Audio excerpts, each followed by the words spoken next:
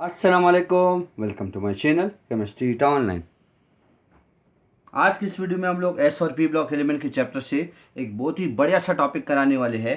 That is chemistry of phosphorus. तो चलो start कराते हैं बेटा। सबसे पहले हम ये बात करा देते हैं कि हम फास्फोरस को सीखे। फास्फोरस हमारे पास जिसका सिंबल पी है, एटॉमिक नंबर 15 और मास नंबर 31। फास्फोरस का जो वर्डिंग है बेटा वो पास्पर ग्रीक वर्ड पास्पर से निकाले गए है और पास्पर का मतलब होता है मॉर्निंग स्टार। मतलब जब हम लोग फास्फोरस को जलाएंगे तो ऐसे हम लोग को दिखेगा कि जैसे हम सुबह सवेरे सितारे को देखते हैं, वो सितारा जैसे चमकता है। तो इस बिहार पर हम लोगों ने इसको दे दिया कि उसका जो फ्लेम होगा वो मॉर्निंग स्टार जैसे होगा। इलेक्ट्रॉनिक कन्फिग्रेशन हमारे पास अगर देखी जाए तो क्या होगा, neon whole shell complete 3s2 3p3। मतलब इसके आखिरी शेल में हमारे पास क्या है बेटा, 5 इलेक्ट्रॉन है। अब बेटा ये बात बहुत इंपॉर्टेंट है कि हमारे पास फास्फोरस के कितने इलेक्ट्रॉन्स है। तो फास्फोरस की बेटा 3 इलेक्ट्रॉपिक फॉर्म होती है। पर उसको कैसे याद करें, तो याद करने के लिए बेटा मैं आपको एक बढ़िया सा ट्रिक बता देता हूँ। हम बोलेंगे ब्लोअर। क्या बोलेंगे, ब्लोअर। अब देखो बेटा ब्लोअर में हम क्या कर दें, तो हम लोग ब्लोअर में देखिए Bl रिप्रेजेंट करेगा ब्लैक को, ब्लोअर में W रिप्रेजेंट करेगा व्हाइट को और R रिप्रेजेंट करेगा रेड को। इसके 3 इलेक्ट्रॉपिक फॉर्म हो गए, ब्लैक व्हाइट रेड।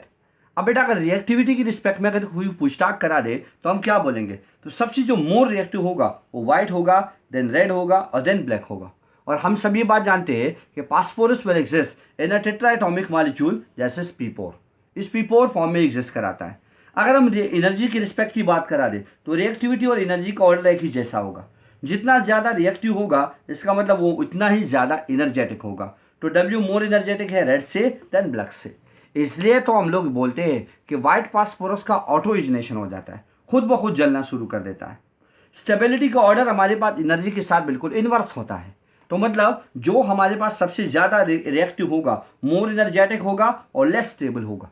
तो इन तीनों में हमारे पास सबसे मोर स्टेबल कौन सा है, दैट इज ब्लैक फास्फोरस। बात समझ रहे हो बेटा।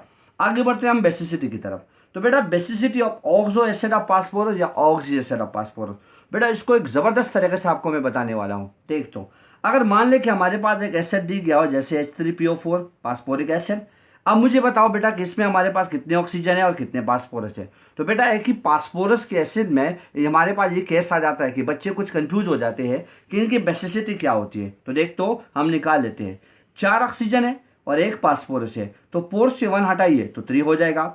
इसका मतलब ये हो गया कि ये हम लोगों को क्या बेटा 3 हाइड्रोजन ये डोनेट करेगा। तो इनकी बेसिसिटी हो गई 3।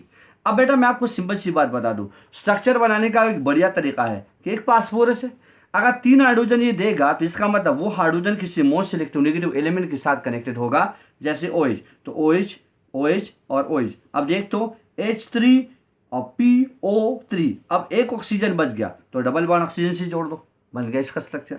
अगर मैं तुम लोगों को बता दूं बेटा कि नेक्स्ट हमारे पास जो फास्फोरस एसिड है, तो फास्फोरस एसिड का फार्मूला हमारे पास है H3PO3।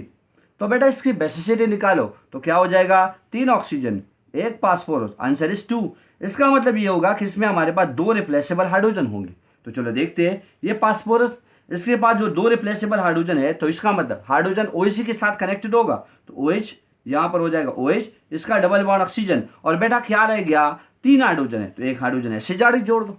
तो यहाँ पर देख तो बेटा इसमें 2 रिप्लेसेबल हाइड्रोजन है तो दीज आर डाइबेसिक एसिड। और फास्फोरिक एसिड वाला क्या था बेटा, ट्राइबेसिक एसिड। अब आगे देखते हैं बेटा नेक्स्ट हमारे पास जो हाइपोफास्फोरस एसिड है उसको देखते हैं। नेक्स्ट हम लोग को दे रखा है दैट इज व्हाट H3PO2। तो बताओ इसकी बेसिसिटी क्या है, तो हम बोलेंगे 2 ऑक्सीजन 1 फास्फोरस, हटा के बोल 1। इसका मतलब इसमें 1 रिप्लेसेबल हाइड्रोजन होगा and these are monobasic acid. Structure बनाने का तरीका ऐसे होगा, 1 रिप्लेसेबल हाइड्रोजन है इसका मतलब 1 OH होगा। अब बाकी हमारे पास क्या बेटा, डबल बॉन्ड ऑक्सीजन जोड़ दो। अब क्या रह गया, 3 हाइड्रोजन है तो 1 हाइड्रोजन ये 1 हाइड्रोजन ये, तो हो गया H3PO2। तो ये हमारे पास मोनोबेसिक एसिड हो गया, इसकी बेसिसिटी हो गई 1। अब आगे बढ़ते बेटा हम लोग फास्फोरस ट्राइहेलाइड की हाइड्रोलिसिस की बात कराते हैं।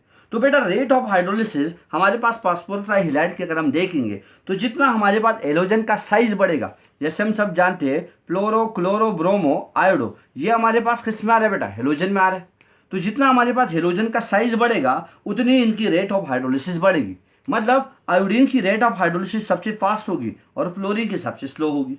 एक दूसरी तरीके से भी करा सकते हैं, अगर हमारे पास जितना इलेक्ट्रोनेगेटिविटी हमारे पास इलेक्ट्रोनेगेटिविटी इन हेलोजन एटम्स की बढ़ेगी, तो बढ़ने की वजह से हाइड्रोलिसिस का रेट घट जाएगा। तो हम लोग जानते हैं कि फ्लोरीन की इलेक्ट्रोनेगेटिविटी सबसे ज़्यादा है, दैट इज 4, और आयोडीन की इस सीरीज में हमारे पास कम है, तो दैट इज 2.6। तो किसकी हाइड्रोलिसिस सबसे ज़्यादा होगी? सिंपल सी बात है, जिन हेलोजन की इलेक्ट्रोनेगेटिविटी सबसे कम है, कम होगा तो रेट ऑफ हाइड्रोलिसिस सबसे फास्ट होगा।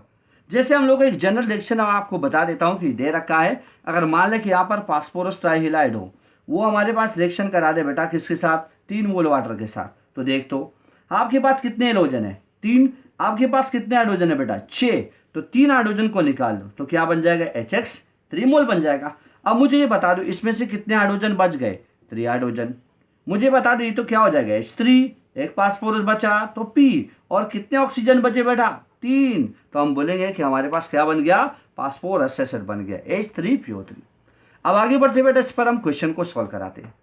एक क्वेश्चन हम लोग को दे रखा है कि व्हाइट फास्फोरस वो ऑटोमेटिकली खुद ब खुद आग पकड़ता है हवा में और हमारे पास मिक्सचर ऑफ ऑक्साइड बनाता है, तो उनमें से कौन सी ऑक्साइड है वो सेलेक्ट कर लीजिए। तो बेटा बहुत ही बढ़िया क्वेश्चन है और बहुत ही आसान भी है। आप लोगों को मैंने फास्फोरस का कॉन्फ़िगरेशन बता रखा है कि that is what? That is neon whole shell complete और 3s2 3p3। इसका मतलब ये या तो ये 3 इलेक्ट्रॉन लॉस कर लेगा और या तो ये 5 के 5 इलेक्ट्रॉन लॉस करेगा। तो मतलब एक में हमारे पास फास्फोरिक एसिड, फास्फोरस का ऑक्सीडेशन स्टेट +3 और दूसरे में क्या होना चाहिए? +5। तो चलो इससे ऑक्साइड ढूंढो। तो बेटा सिंपल सी बात है, हम लोगों को जो ऑक्साइड चाहिए, तो देखो जरा correct answer is option D. कैसे? तो देख तो एक हम लोग बोलेंगे P4O6, तो मतलब एक ऑक्सीजन का -2, तो 6 का हो जाएगा -12 4 फास्फोरस के लिए हो जाएगा +12। तो इसको हम लोग एक फास्फोरस के लिए निकालना है तो 4 पर डिवाइड कर दो तो क्या हो जाएगा बेटा? 4 3 जा 12। तो इसके लिए हमारे पास फास्फोरस का ऑक्सीडेशन स्टेट +3 आए। और नेक्स्ट जो ऑक्साइड है तो डेट इज P4O10। तो मुझे ये बता दो एक ऑक्सीजन का -2, तो 10 के लिए क्या हो जाएगा? -20। तो फास्फोरस के लिए क्या होगा बेटा? +20, 4 पर डिवाइड कर दो तो 4 5 जा 20। तो ये हमारे पास इस फास्फोरस का हो गया +5। तो the correct answer is what? Option D. अब आती है बेटा नेक्स्ट क्वेश्चन की तरफ। तो नेक्स्ट क्वेश्चन हम लोग को क्या दे रखा है?